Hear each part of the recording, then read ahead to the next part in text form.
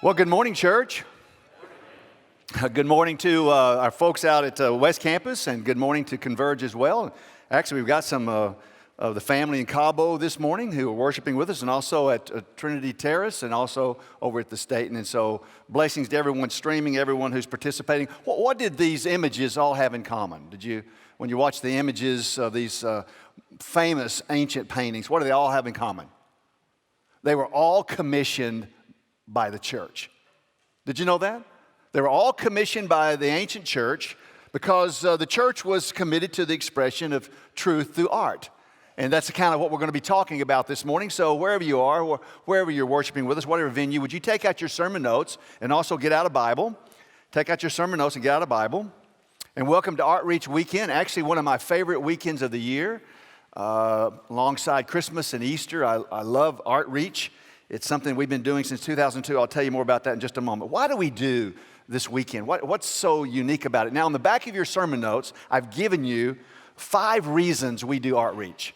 And I want you to look at them because these are important. Kind of the purpose statement, if you will, for Art Reach. On the back of your sermon notes. First, it's to give glory to God for His creative genius and multifaceted characters. Sola Deo Gloria. To God be the glory. Found it? Second, it's to raise up the core value of artistic expression in our community, the Christian community, and also in your lives. That's why we do it. Out at the West Campus, you've had the first setup out there of folks from Parker County who are actually artistically inclined, and it's just marvelous out there as it is here in Fort Worth. 3, to aspire to, as a church, to the highest aesthetic standards, that which is functional but also beautiful. On the way here this morning, I noted that there is, coming into the Fort Worth campus, there's a sign as you approach from the west to the east, a sign that says Montgomery, and underneath it says what? Cultural District. We actually minister in a cultural district, which, by the way, is in the top 10 most prominent cultural districts with museums, etc., in the whole country. In the whole country.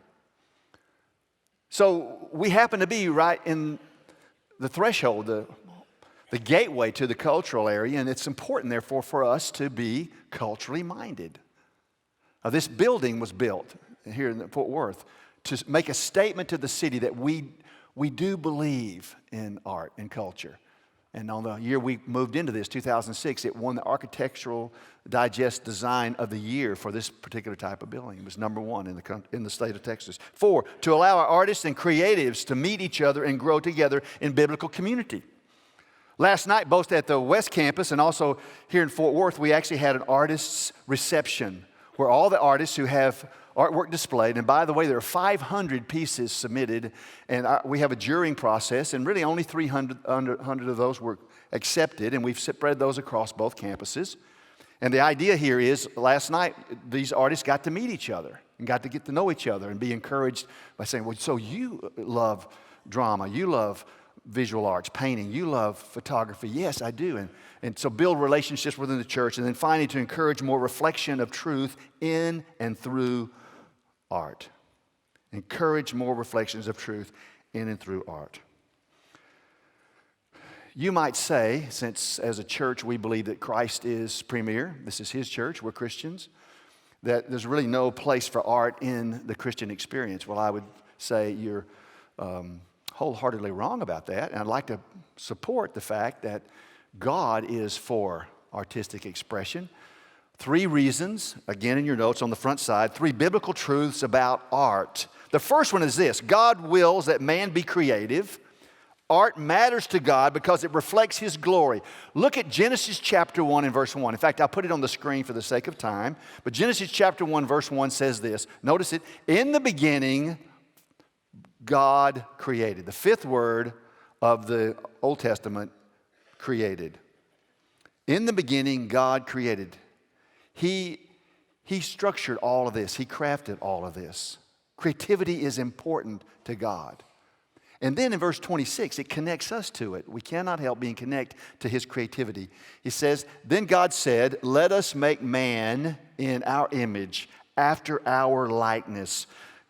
God's image in us includes the capacity and the desire to create and to be creatives. The second reason, the second biblical insight, Oh, by the way, I missed Exodus 28, 2 and 3.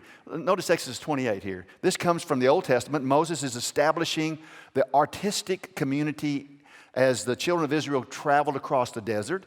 And he called the artsy individuals and the creatives to help build the tabernacle, to clothe Aaron, to do some spectacular stuff. And it says this, and you shall make holy garments for Aaron, your brother. He became the first high priest, was Aaron.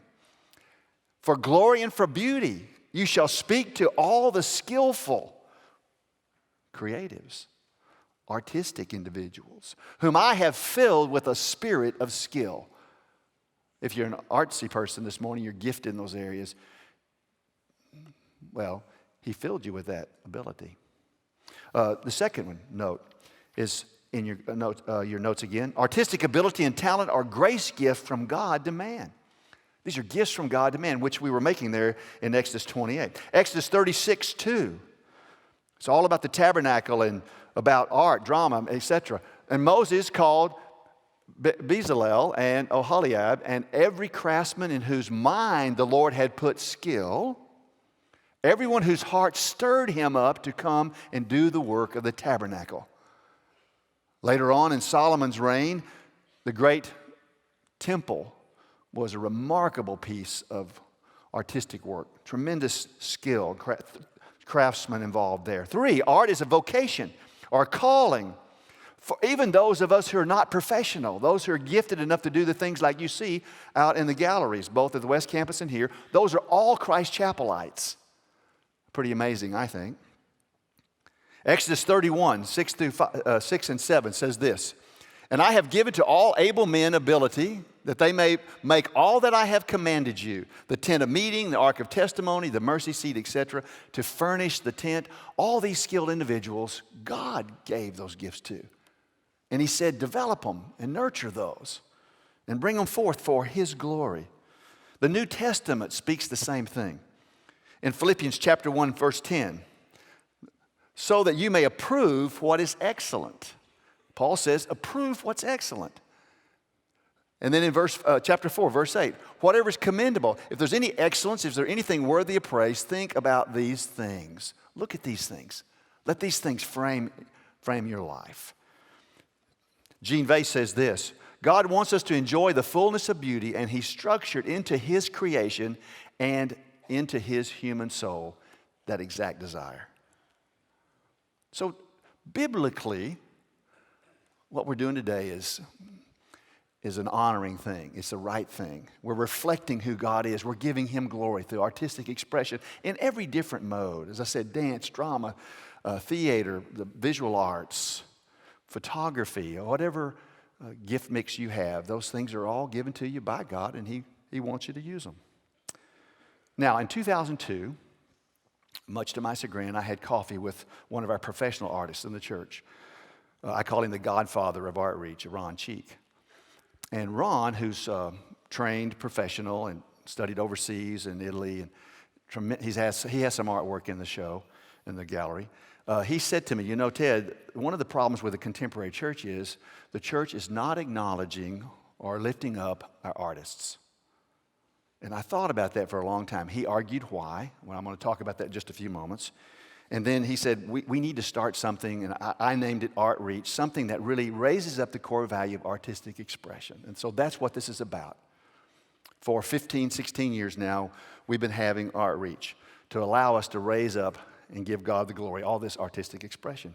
And if you know me really well, you know that I'm not a genius, but I'm pretty close. And so, at any rate, I've read tons of books since then, literally dozens and dozens of books that Ron gave me. And I've listened to podcasts about art in the church. And I've trained my thinking to be able to look at a piece of artwork and really understand what it's trying to say. Because for me, that's very important as a Christian, to be able to see inside the artist's heart, understand what he's trying to say or she's trying to say. For instance, let me give you just a case in point. This will be impressive to you. You know Rodin's sculpture, The Thinker. Let me see, don't we have that here somewhere? Yes. Now, there have been university classes on what is he thinking, right? There are books on what is Rodin trying to say through his, and I immediately, intuitively, because this is the kind of guy I am, know exactly what he's trying to say. He's trying to say, gee whiz, where is that doctor? I mean, have you ever been there before where you sat in the doctor's office so long, you say, I'm freezing myself to death here, where's the doctor? Well, I'll keep working on my ability. Well, he could have been saying, Buddhist colony. I thought they said nudist colony. That'd work too. I wanted to take the next few minutes to share with you what I've learned over the last 15 years about art as a pastor. Honestly, seriously, not joking. And I want to talk to you in three different categories. I want to talk to the church at large, and then I want to discuss with you, individual believers, and myself, and then finally artists. So you've got your notes out. Let's talk about the truth about art and contemporary Christianity. Some time ago, I wrote down this quote. Just listen to it carefully. The church has been the most significant patron of art in Western history. But today, she is out of touch with this artistically creative culture. Failing to encourage the gifted, separating art and beauty into worldly categories, the church does not know how to think Christianly about art. That's stunning to me. So, church, two things I want to share with you that I have learned over the years, and these are poignant to me first. Our artists should be seen as missionaries. Our artists should be seen as missionaries to a unique subculture and a significant player in the Great Commission. We've been talking about the Great Commission with Be One, Make One. They are missionaries, filling in, if you will, the realities of the Great Commission, going out and participating in the Great Commission. Don't consider art and entertainment as a worldly waste of time, but rather a powerful cultural influence. I'm speaking to you, church. Don't consider art a waste of time, but rather a powerful influence to our culture. If you don't see the arts as a mission field needing truth and beauty and goodness, then you're missing the contrast between what we have to offer and what the world really offers. So see them as missionaries. It's just that simple. When was the last time you thought about an artist as a missionary, a Christian artist as a missionary? Chuck Colson wrote this: the best way to drive out bad art is to do what? Encourage good art. And that's exactly what we're doing today, encouraging good art. The second thing, church, I want you to know, this is a little deeper. The artist should be esteemed and challenged to be strong and decisive in their commitment to Christ and to artistic truth. The art scene today is dark. Are you aware of that? Tonight, we're going to see the Oscars, if you're into that kind of thing at all.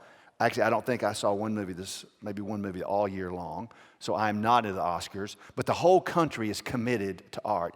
And according to those in the church who are professional artists, that world is very dark. It's very humanistic. It's very left-wing, I mean that in a bad sense. It sees who we are and what we're all about as being a threat to them in every way. It's, as I said, the worldview, especially of the visual arts, but it's true in the theater. And actually, in the theater, and speaking to a professional artist this last week, in theater, drama, prose, poetry, writing of all kinds, there is a culture there that's very detrimental to Christians. In the visual arts, which would be your painters out here, it's not quite as bad because they're in solitaire. They work alone, pretty much. But in the other different categories of artistic expression, it's very dark. Very dark. On Friday night, we had our Pops concert here. It was called Out of This World. And speaking out of this world, the attendance was out of this world. The place was just packed. Full orchestra up here with a whole lot of young people up here playing and using their gift mix for us. And Josh Bailey took us through some of the great themes. Space Odyssey, 2001, the Space Odyssey, through E.T., and it was just, lights were everywhere. It was a remarkable evening, and I thought to myself, all those on the stage playing for us and all those individuals are being encouraged to do something in the church rather than out there, to use their skills in context where it's encouraging and uplifting. Speaking to a professional artist this week before last, he told me that his daughter, they attend here actively, his daughter loves the theater, loves theater. But the problem with theater today is, in many situations, especially professional theater, both coasts and so forth, it's very, very difficult. It's dark, it's humanistic, it's nasty, frankly, very, very nasty. So he told me to my face, he said, one of the greatest things my daughter loves about Christ Chapel is when we do every other year our creative outreach productions. We did Chitty Chitty Bang Bang, we've done Beauty and the Beast, Music Man, The Hills Are Alive, what's that? The Sound of Music. I love art. She adores being in a safe place to do and use her gifts. Isn't that awesome? So, church, we got to stay committed to it. That's the point here. Stay committed to it. Challenge them to be committed to Christ as well in the midst of that. Challenge them to stay committed to Christ. And by the way, church, when we challenge our artists to be committed to Jesus out there in that world, keep in mind that we don't need to bifurcate what art really is. Meaning often when we think about Christian art, we think about sacred art. I have a question for you. This is a little quiz. Of these two paintings, which one is sacred? You ready? Here's the first one. This is blind Bartimaeus being touched by Jesus on his face. This is the second one. This is a cardinal. Which one's sacred? It's a trick question, isn't it? They both are. They're both sacred. They're both expressions of truth. Framed expressions of truth. Look at that. Where in the world did God get the idea to make anything red? It's just a marvelous God. They're both, we don't bifurcate. When we encourage our artists to produce art, it doesn't have to be sacred art because it's all, if it's godly, orderly, appropriate, it's sacred art. It's sacred art. So, to the church, they're missionaries involved in the Great Commission, challenge them to live out their faith. How about to the believer? I want to speak just for a couple of moments to you as believers.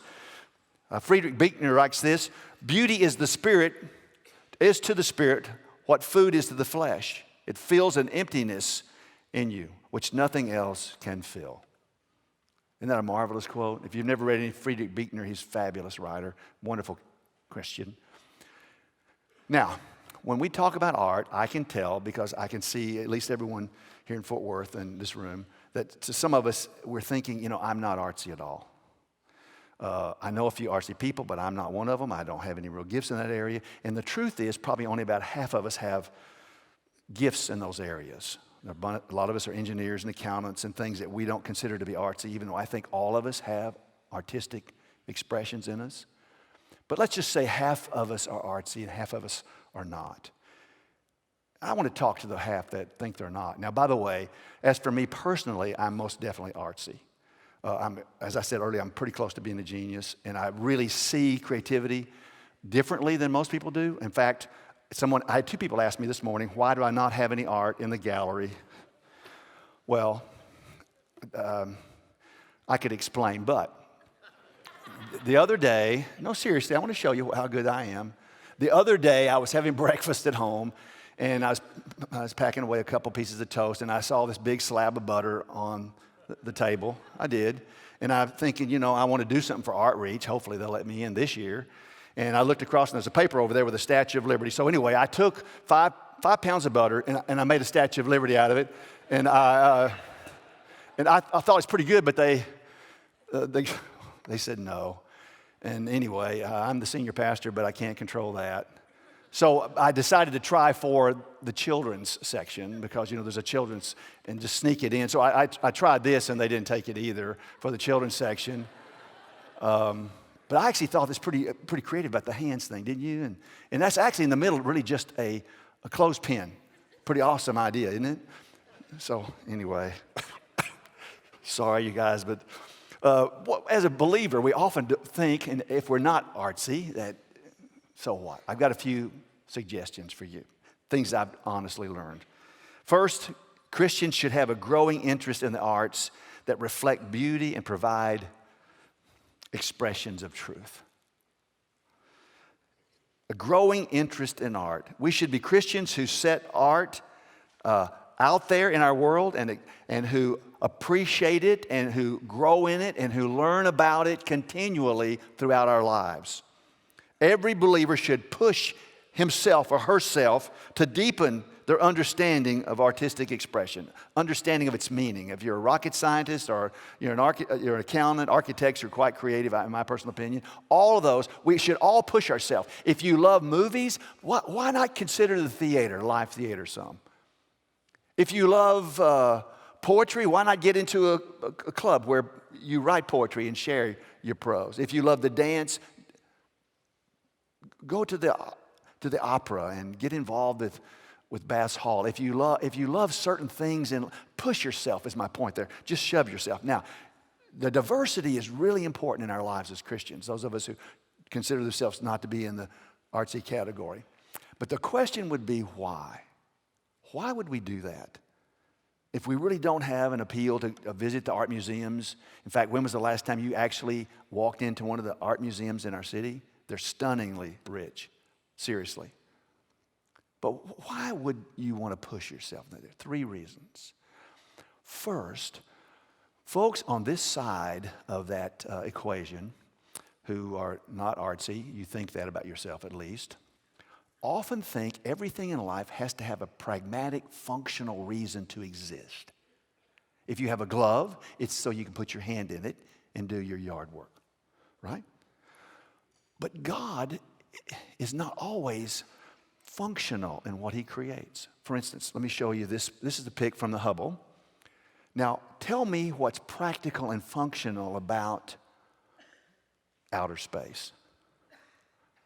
It goes so far, we still cannot get there, and we'll never actually get there. All those galaxies, billions of galaxies, not stars. What's the point in God creating the universe? There's no functional point. There's actually no, we can't get to the other than to say he is infinite. So we need to learn, as those on this side of the equation, if you will, that there are things in life that are not supposed to have a function. They're there simply for our enjoyment, for our insight, for our wisdom. They're meant for enjoyment's sake or to communicate something to us. So that's the first reason. That's something out there for us, and it's to teach us everything is not always practical. Secondly, art should frame up a moment in your life, a moment in time. We go so fast. We do so much, and we lose the moment, this moment. I'm right now thinking about tomorrow.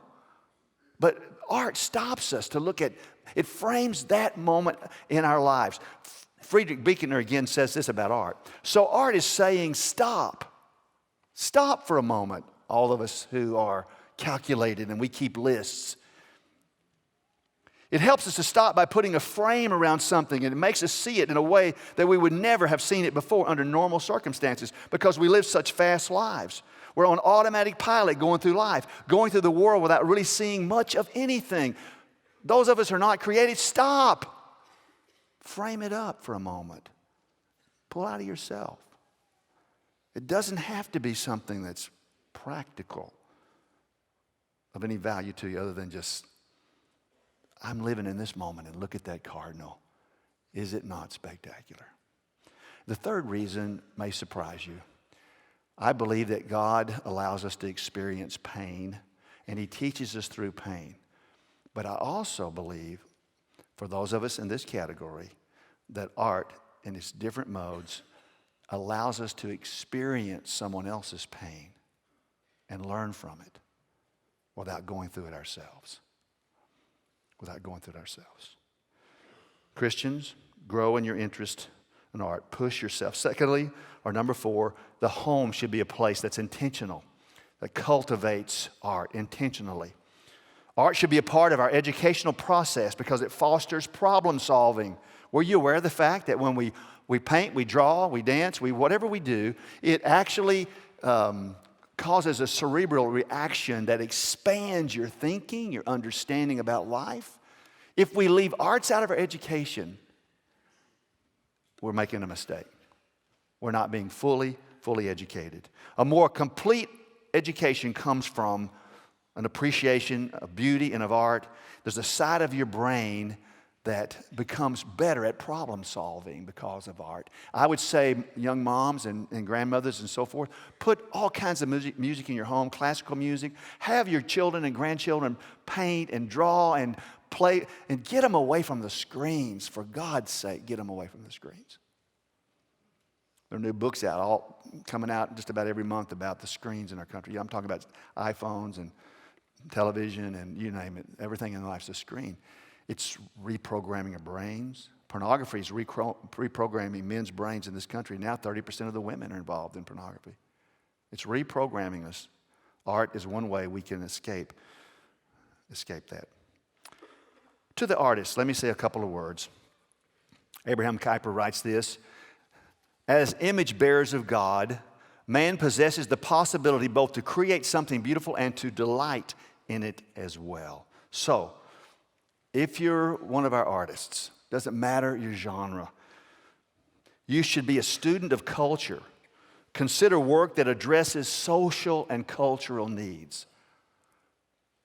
If you're a painter and the last time you did a piece, did you even think about what the culture would see when they look at this marvelous piece of art? Be a student of the culture. Each piece you produce should be intentional and it should have a message. It should have a message. Even a cardinal has a message. And often I think as artists, because so many of you in the church, I haven't heard or been in a conversation where someone said, I'm going to paint this because I think it says to the culture this. Be intentional about it, if you will. Figure out what you want to say and then say it. And say it through art. We have one artist in our church who paints Western. And he's marvelous. And he's actually here. And here this morning, I won't embarrass him by using his name. But his artwork is stunning in my opinion.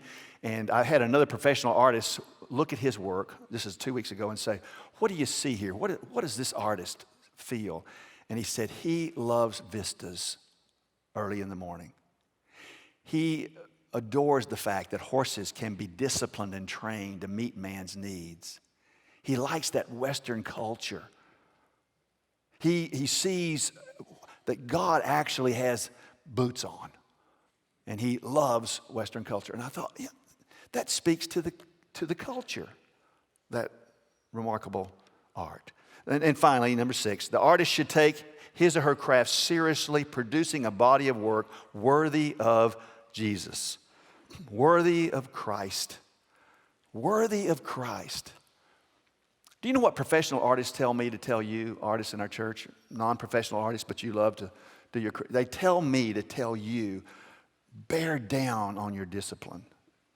Push yourself harder to finish that piece of work. Why aren't you more disciplined about completing that painting? Go back and redo it so it meets your standard and the standard of those around you. Push yourself. Work toward excellence. Go for it.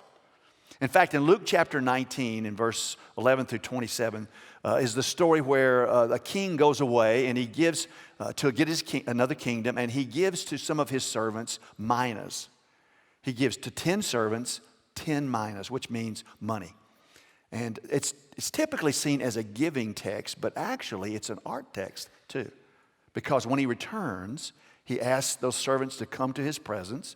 And the first one said, I took the 10 minas you gave me, and here are 10 more. And the second one said, I took the 10 minas that you gave me, I invested them, and here are 5 more.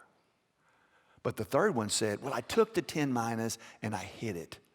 I was afraid you're pretty rough on your servants, that I just didn't want to lose any of it. Artists, that's really about you. If you've got gifts, use them. The world is getting darker, and we have the light. Use your gifts. Stretch them. Produce a body of work. Be disciplined. Work at it. Be a student of the culture. Take it seriously. What would it have been like if Moses and God had said to the servants in the desert, I want you to go down and I want you to make a garment for Aaron. I want you to build the tabernacle, or under Solomon's era, I want you to construct for me this temple to God's glory. And they had said, no, we're busy. We're not going to do that. We're not going to produce that for you, God. What would the world be like today? What would we have today? Artists, the church loves you. That's what this day's about. That's what this day's about. Now, Francis Schaeffer says that your life as a Christian is a piece of artwork. Were you aware of that? And if that's true, would it be equally or more true that the life of Jesus is the greatest piece of artistic expression in human history? According to John chapter 1, verse 14, that is correct. In John 1, verse 14, the Word, Jesus, became flesh and dwelt among us, and we have seen His glory, full of grace and full of truth. His life is the greatest expression of artistic meaning in all of history, that God created it. God made that. And what are the symbols of the life of Jesus? Well, it's the Lord's table, right? In the Lord's table, we have a tapestry of truth. We have a sonnet of love. We have a drama, if you will, of eternity. We have a spiritual dance. All these things in the Lord's table. All these things that He's called us to be a part of. And every time we come to communion, which is what we're going to do right now, we should frame that table in our minds and be reminded of what Jesus did for us.